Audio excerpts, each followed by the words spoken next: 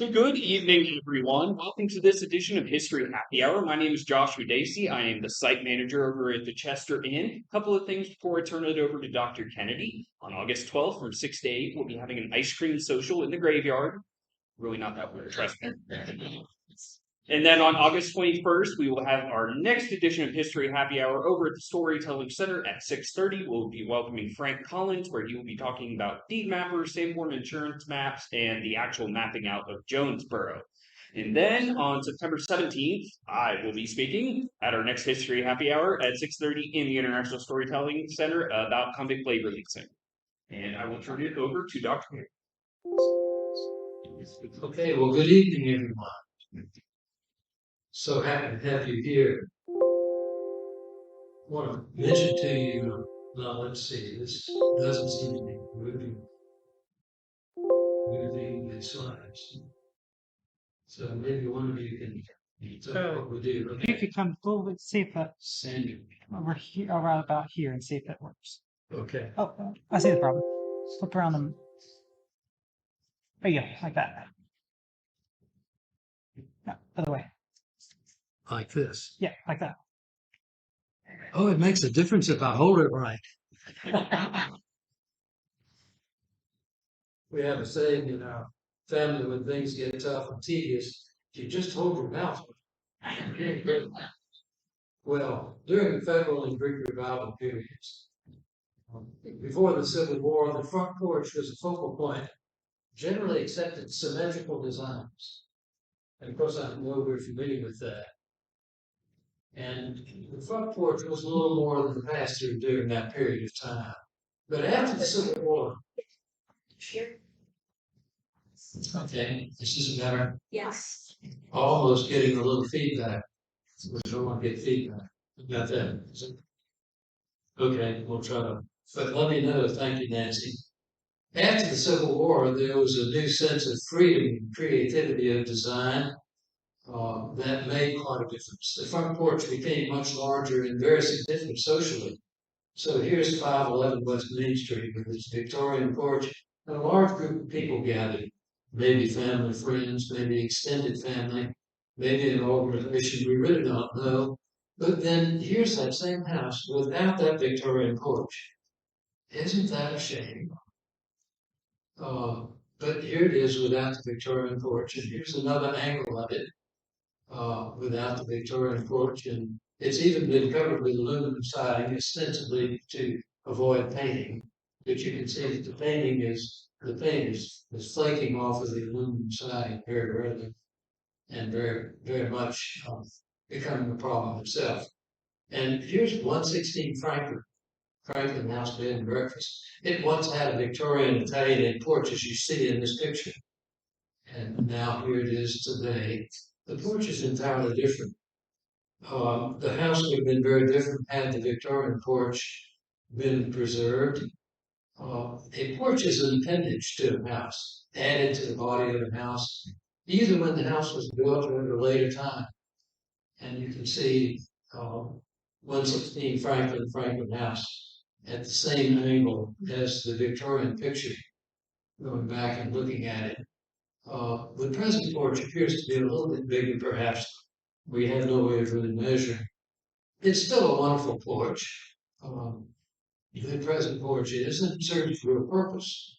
Franklin House Bed and Breakfast. But what is striking about the original porch is that it had a lot of flowers around it, as well as functioning as a good place for people to gather. And here we have the family group in these two pictures that I've just shown you. A good way to celebrate. Another aspect of Porches was commercial. Here's the Hotel Washington, which was right at the end of what we now have as Courthouse Square, the street that runs along the east side of the courthouse across the creek. You can see that rather rickety-looking bridge there crossing the creek. So people are coming and going, and during this Victorian period from 1860 to 1910, which is the period of my concentration in this presentation for you, there's a lot going on in the porch. The porch has multiple commercial and social functions, as we can see in this picture. And then, of course, here's the Chester Inn in the deep snow of 1886, when the porch was simply a public area where people could step in out of the snow and get rested from the snow and from other forms of extreme weather. Well, here's the Dedrick family reunion. We don't know the exact year of this, but notice the changes in the shading of the porch. It's not just a matter of shading from the sun, but notice in the columns from top to bottom, there's a definite difference in the shading, black and white, even though this is black and white photograph. And so this brings about the color, because when the Great White City occurred in the 1890s in Chicago, white became popular for everything, and all Victorian porches and Victorian buildings, for the most part, became painted in white, and we lost a lot of this color. So when the state bought the inn in 1987, the state investigated the first three color schemes of the porch and the exterior of the body of the inn, and it was through the investigation of the paints that we found that exactly the same layers of paint were on the body of the building, the siding, and all of the ornamentation of the building itself and the windows, as was on the porch. And we have newspaper articles that indicate that the porch was added in 1883. So here it is in its beauty today. And when we look at the symmetry of it, we still see some classic elements. We see the classic elements from before the Civil War applied in a very different way, with a great deal of ornamentation. And we see the arches that are typical of the Italian age period. A highly skilled designer and an expert builder probably was George W. Sprinkle. Tradition has it that George Sprinkle was the one who did most of the Italian age porches that we can identify most easily by the arches and the porches here in Jonesborough. And when we look at sawn spindles such as this, they're simply beautiful geometric forms, or could they be stylized leaves and flowers? Could they be inspired by flowers and plants? And I think that many of them were. Here's a good example. Both the corner pieces and also the spandrel between the two columns certainly appear to have the type of curving that we see in leaves, particularly in the corner pieces, but also perhaps vine tendrils that are seen between the two columns. And then I really don't know what those things are in the columns themselves, the recessed ornamentation in the columns, but they certainly are beautiful. So what we're seeing in the way of ornamentation is flowers brought into the architecture itself. Flowers were very popular socially and very important socially during the period between 1860 and 1910. And when we look in the column in the arch of the porch, we're also seeing a floral motif there. And interestingly enough, it's different on the two sides. When we look from the inside out, we get a chance to enjoy these same ornaments from a different perspective. And then as we look up to the porch, looking at the porch overhang, we see a different set of brackets.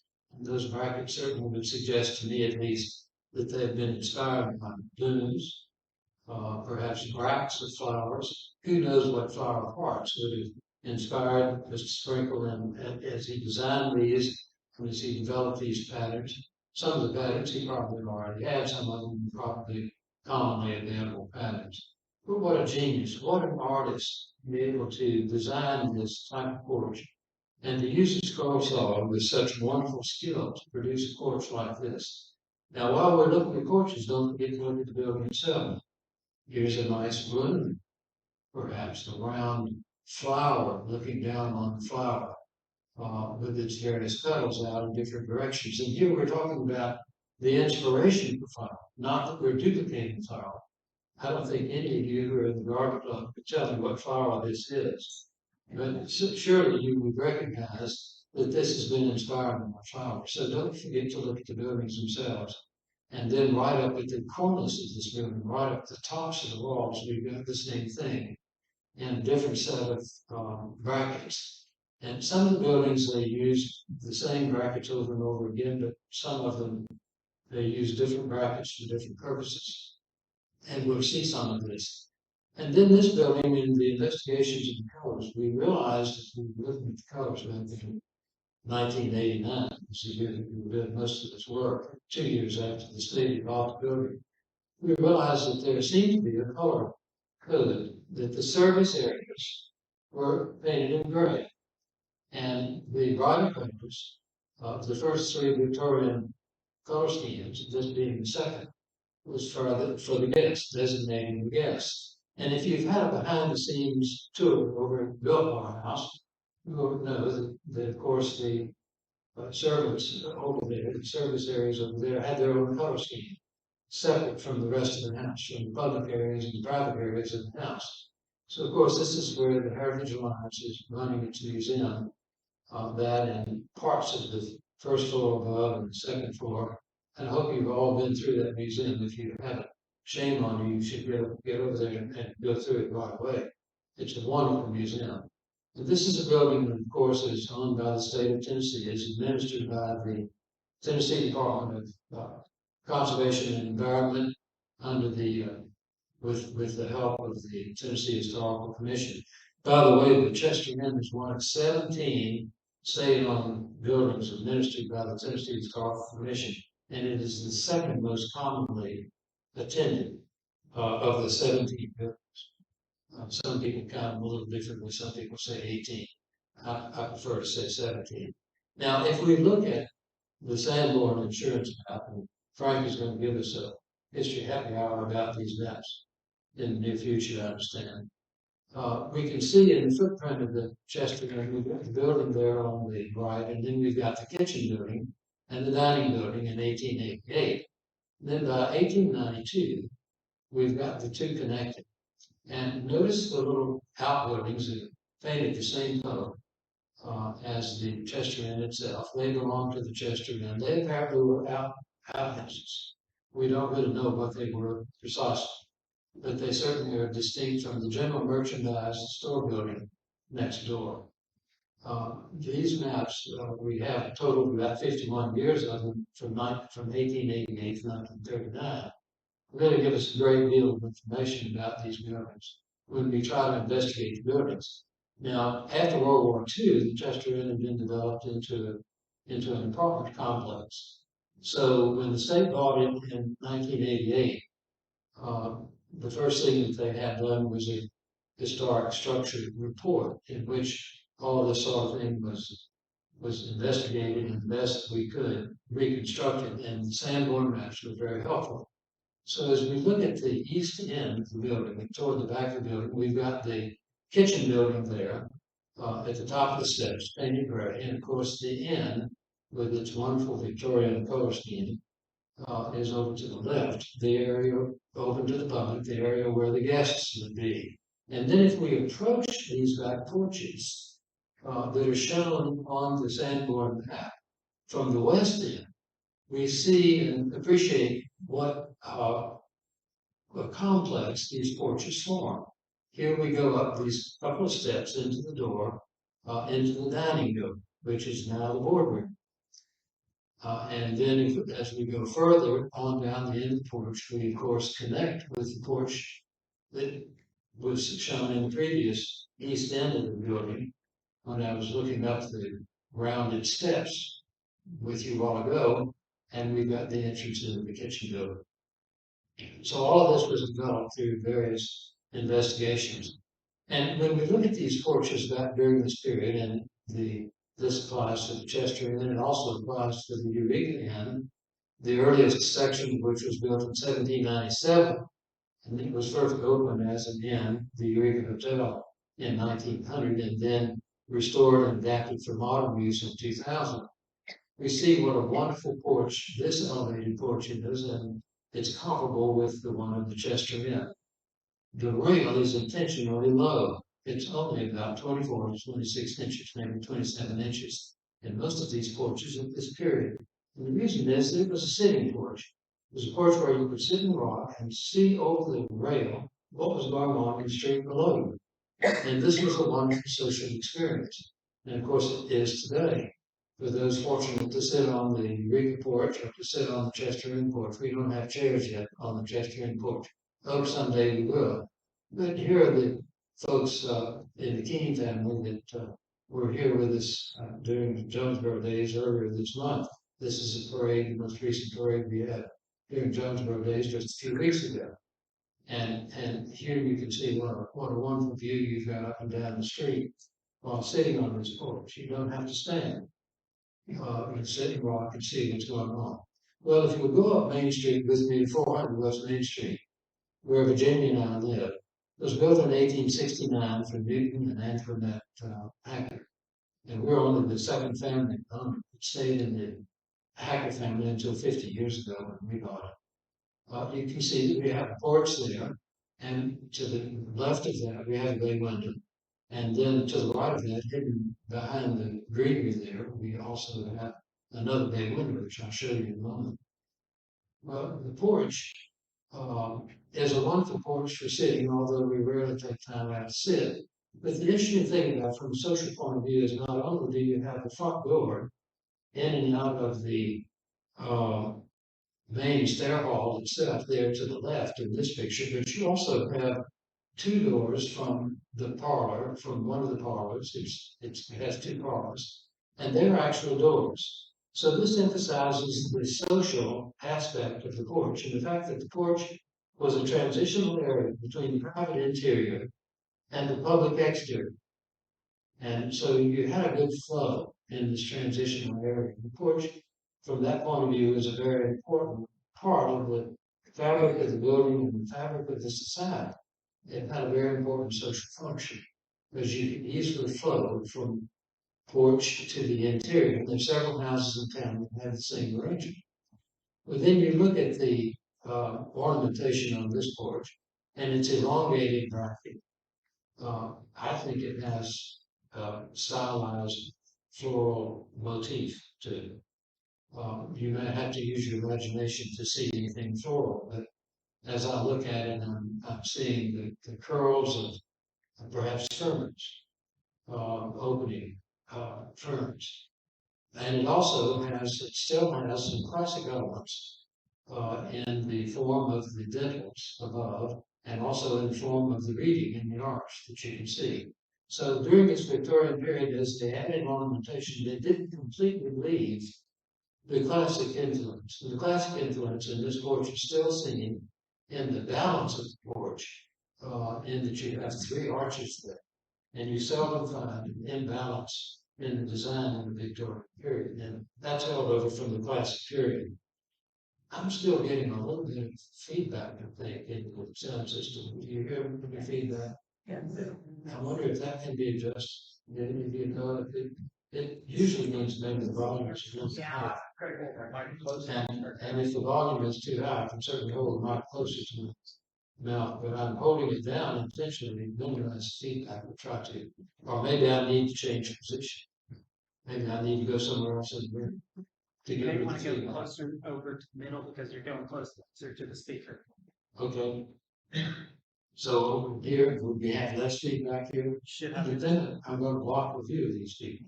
You're fine. You're okay here? Or if I get closer up here, then we can see okay. Okay, good. But then whatever you can do now. Over to the left, I mentioned earlier, there's a bay window. This one is shaped in a rectangle. A bay window is a group of windows that projects from the exterior wall, and it creates a bay or a recess on the interior. And since I grew up on the Florida Gulf Coast, I think of the bay as being calmer water. Maybe that's got something to do with the use of a lot of bay windows. I think it does. The interior is just as important as the exterior. So I'm going to be showing you some interior pictures of these bay windows.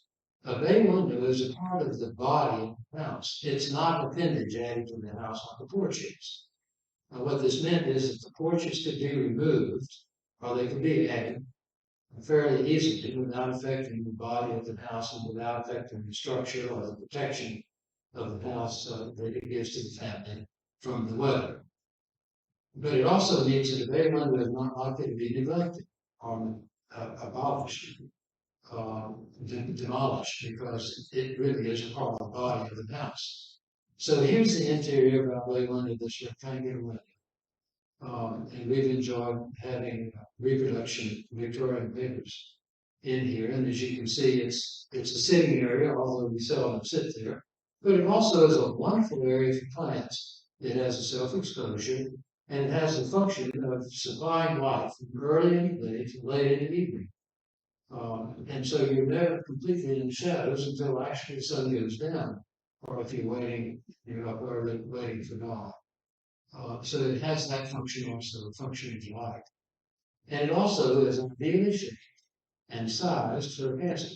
And so here when Virginia's father died, we had receiving friends here in our parlor and had his casket right there in the bay window, because we realized back in the late 1980s that this was a common use. They held wakes in the parlors, and they had these bay windows, and they were shaped and proportioned ideally for caskets, and this is where they held their wakes. And then we also used the bay window for our Christmas tree. And Virginia's done some reading that suggested that most likely in the Victorian period, the Christmas tree, rather than being put in the bay window, would have been put in the middle of the room. But also they had other uses for the bay window that they probably didn't want to interrupt. How's the sound now? We doing okay? Yeah. Okay, good. Now, White house. yes, the wait for the builder of the house, Newton Hack, about 1926 or 27. Family tradition was in this room. That would have been this custom back in the 1920s still. Well, this is another bay window on the east side of our house, and there's several of these in town. I refer to this as an octagonal bay window because it's exactly half of an octagon. It's polygonal, polygonal in its shape. It's not truly an octagon. But I'm going to be showing you a house that is truly an octagonal house that we have here in Jonesborough. You may not be aware of. But this is a different shape bay window. And here's the way we're using this particular bay window. And some of you have attended some music performances in this room from time to time. So you're familiar with this room. Then don't overlook the back porches. This back porch, when we bought the house, had already been used as a utility porch. And it had already been enclosed. We upgraded the enclosure a little bit, but it has some wonderful features on it, some wonderful scroll work on it.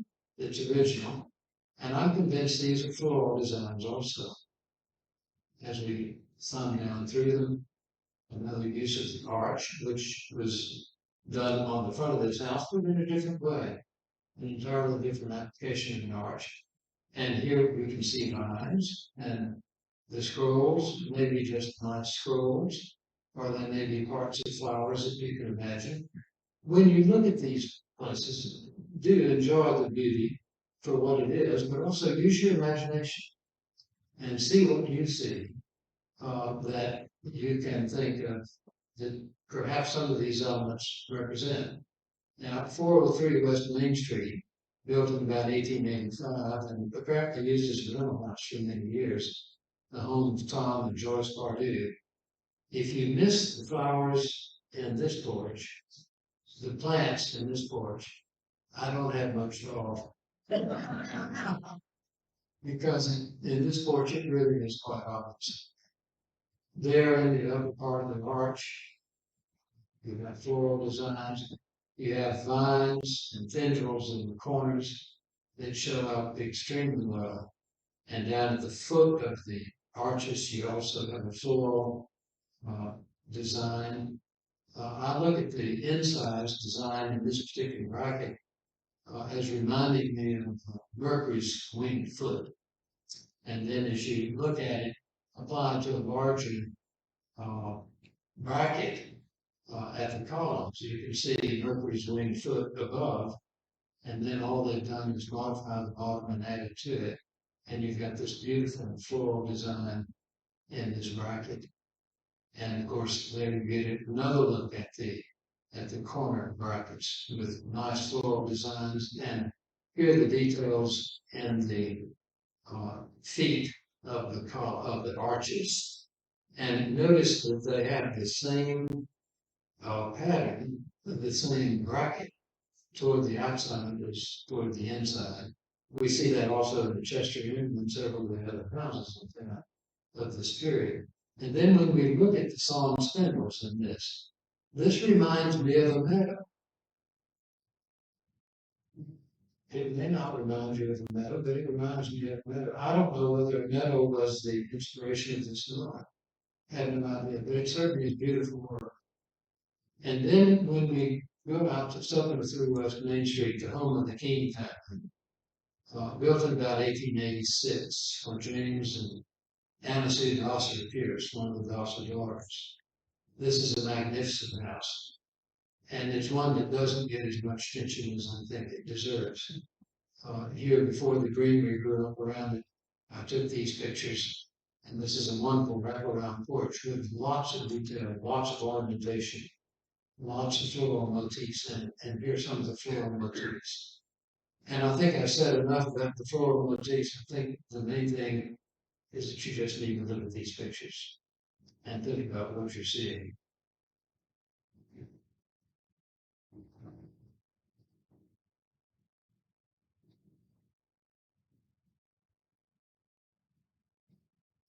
Don't forget the house. Don't forget the body of the house when you're looking at the porches. Our son, who's an artist, has said in that spandrel at the gable that he sees a fleur-de-lis there. I think I see a part of fleur-de-lis. Maybe I see the entire fleur-de-lis. It seems to me that maybe it's cocked upside down and then turned 45 degrees. See what you think. Beautiful. Can you imagine such wonderful work being done? These were master craftsmen. And this is in the 19th century. They had good materials to work with. Then 306 West College, the home of Steve and Nita Van Til, built about 1877 for Isaac and Mary Dawson Reeves and Lawson House. There are three of them here in town. I'm not trying to show the one on Depot Street, but it's also a beauty. This one has 4 porches and 2 bay windows, and it's painted its original color scheme. By the way, the King house, this house, is not painted its original color scheme, but we did do an investigation of the color on it. And so they chose the color pattern, not the original colors themselves, but they applied their own choice of the colors in an authentic way, following the pattern that we mapped out on this house for the original color scheme. And there's several houses in town that were done that way. This is the original color scheme.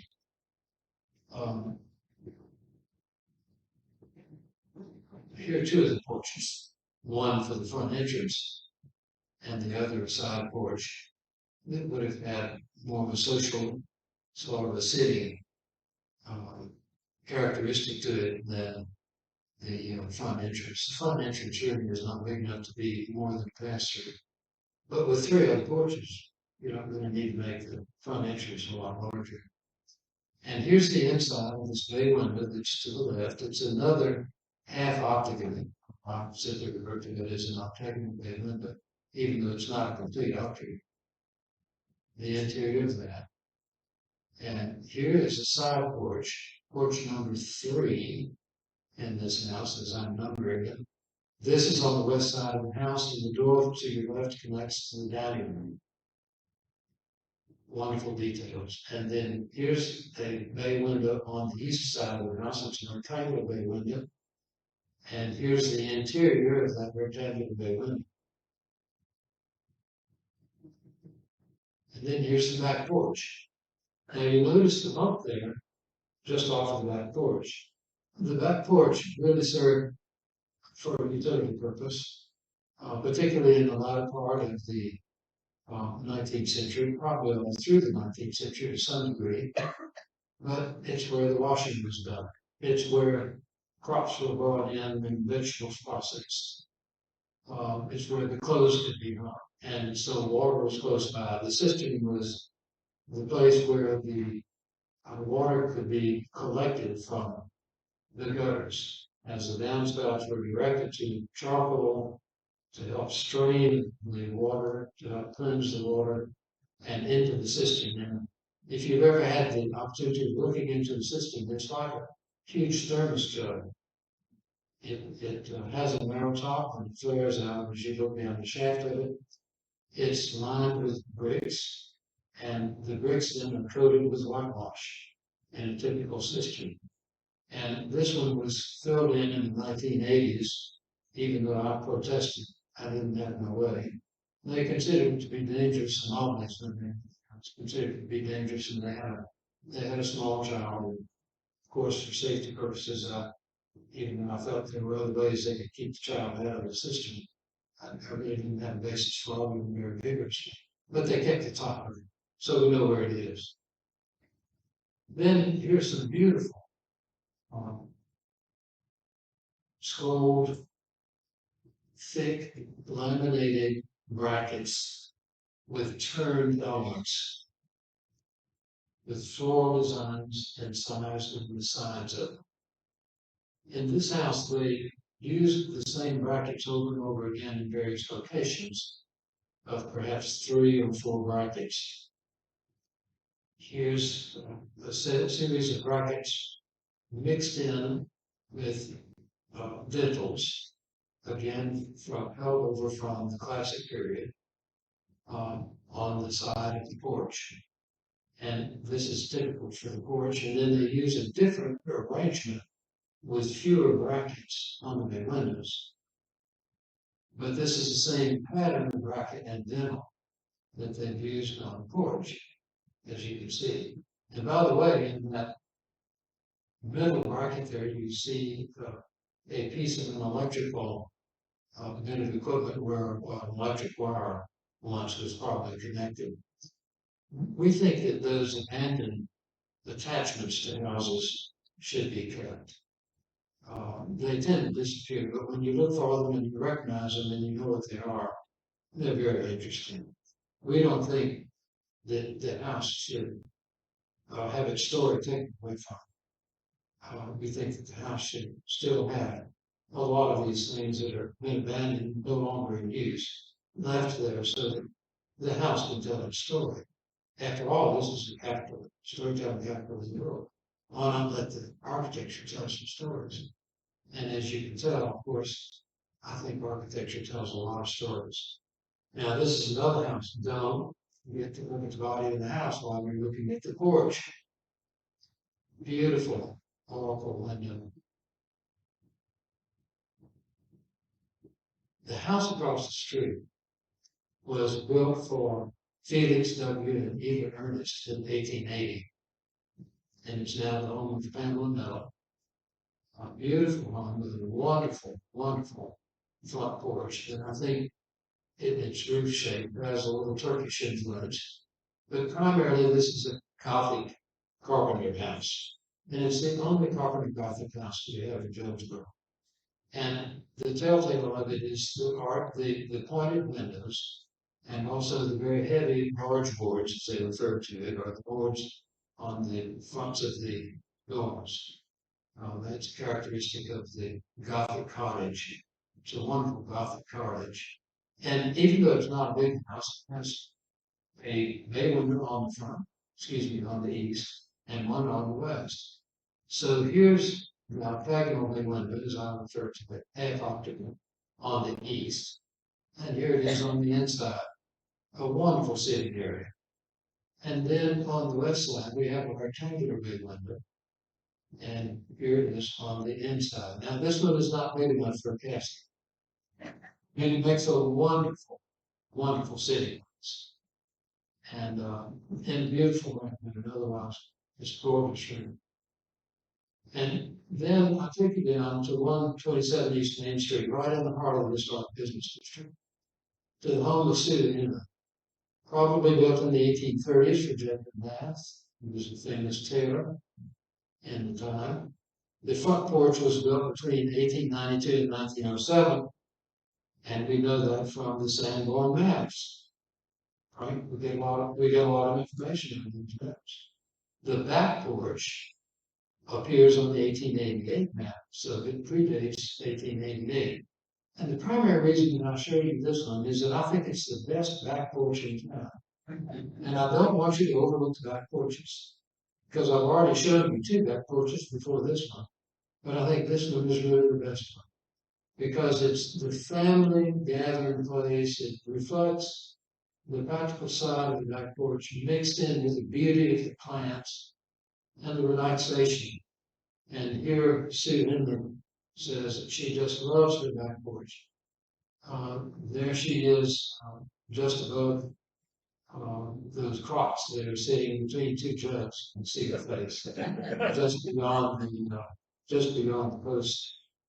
Um, she just barely shows up in this otherwise rather full back porch with lots of garden art. And here's another system. Her system is right by her back porch, and her system is still more or less at the back. Very, very valuable things to keep. Now, here's another porch that is really wonderful, and this picture was taken from the porch of the Eureka Inn. This house was built in 1843. The porch wasn't built until sometime in the late 1880s. So some 40 years or more later, after the house was built. And this is an example of a porch that was added to a house long after it was built. The house itself is a Greek revival house. The porch is a wonderful Victorian porch, and with some floral motifs in it. And again, I think I've said enough about the floral motifs, but here's some details of it. They're just wonderful. This is one of my favorite porches in town.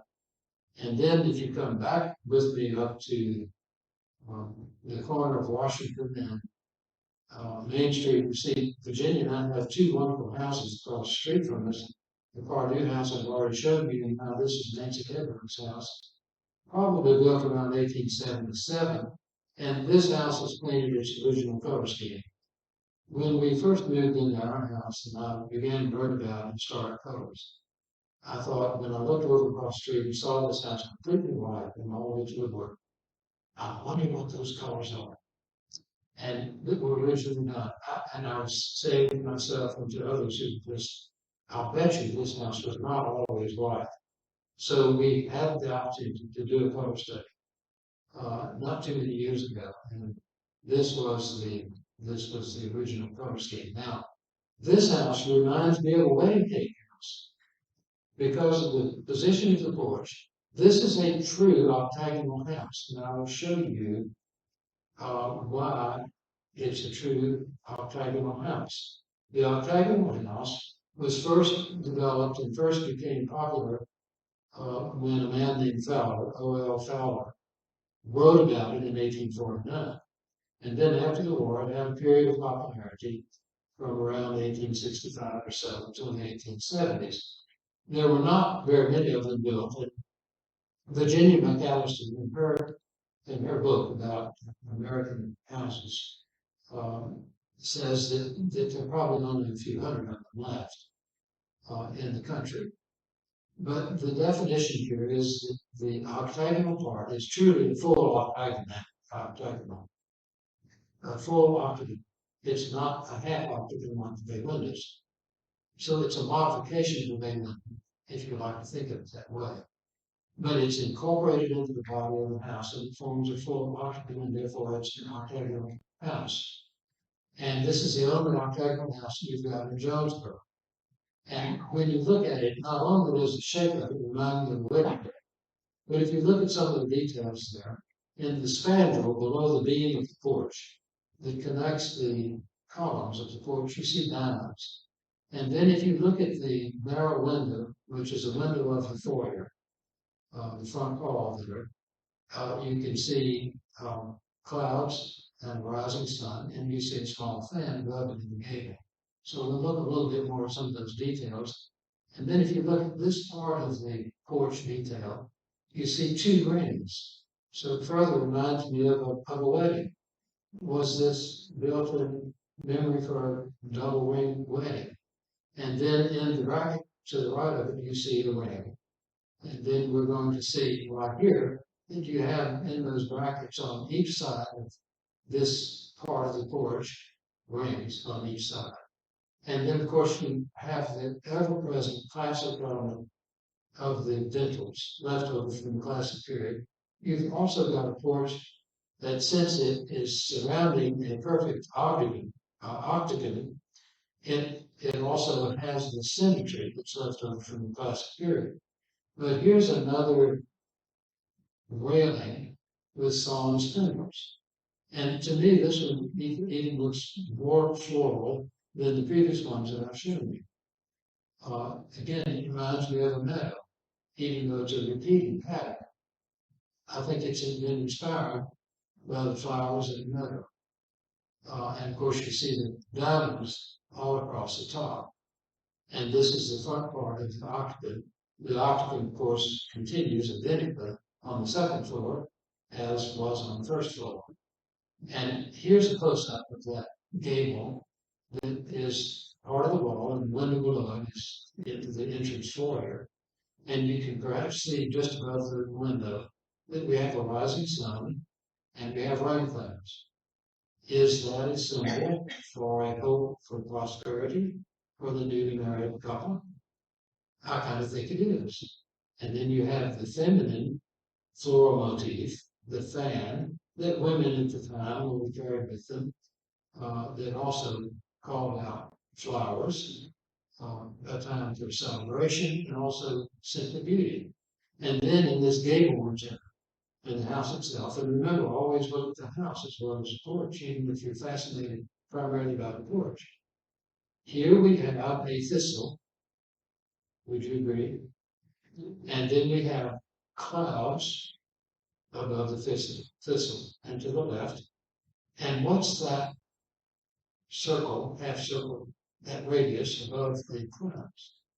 I think it's a rainbow.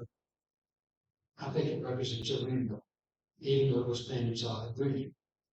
So another sign of hope for this newly married couple is the romantic period that I have, that I think of. And this was truly a romantic period in architecture as it was in other parts of our culture. And notice the wonderful brackets. It's a laminated bracket. There are 5 layers of wood that they glued together and done very well. And they painted each layer a different color, or at least they've had it stand out so that you can see that it's 5 in the bracket. Now, not all layered brackets are done that, but this is a wonderful example. And then on the side, we've got the recessed panel. Now, we've shown a number of them that have recesses on the sides that bring out some of the floral motifs. And then, of course, we have a rectangular bay window on the west side, and we've also got a west side porch with a wonderful large fan, much larger than the one over the foyer window. 2 fans on the side of the house, as though they can't get enough of femininity and of floral designs. Use your imagination. It's just wonderful. And I have lots of fun with my imagination on some of these things that I see in these houses. And this is the inside with the rectangular bay window. And then in the octagonal room, looking toward the foyer there to your right, you can see the shape of the interior room, which Nancy is using as an office. And then as we go upstairs, we see exactly the same thing, but I've turned the camera around to look at the inside walls rather than the window walls. And it lets you know that this truly is an octagon on the inside as well as the outside. It truly is an octagonal house.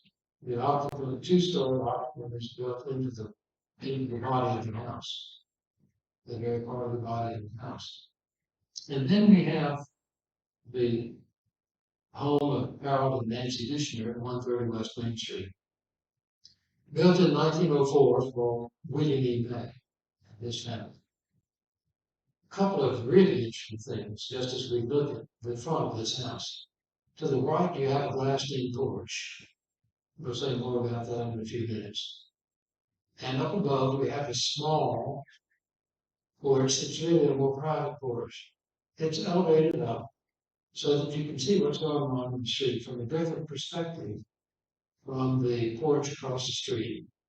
which is the Eureka Inn, that I showed you a while ago. And here we have a bay window, both on the first floor and the top floor, that is spread. And so by this time, 1907, they're beginning to spread the bay windows out. They're adding more windows to them. So they have two windows in the front, one window on each side, a total of four windows. In the past, they may have had four windows, and they may have had a similar arrangement. But notice that these windows take up a greater part of the area of the walls than in the earlier bay windows. And so as we look at this house from the side, then we see this glassed-in porch. And this was what was known as a cure porch that was built in the early part of the 20th century for the purpose of treatment of people with tuberculosis that at the time was known as consumption.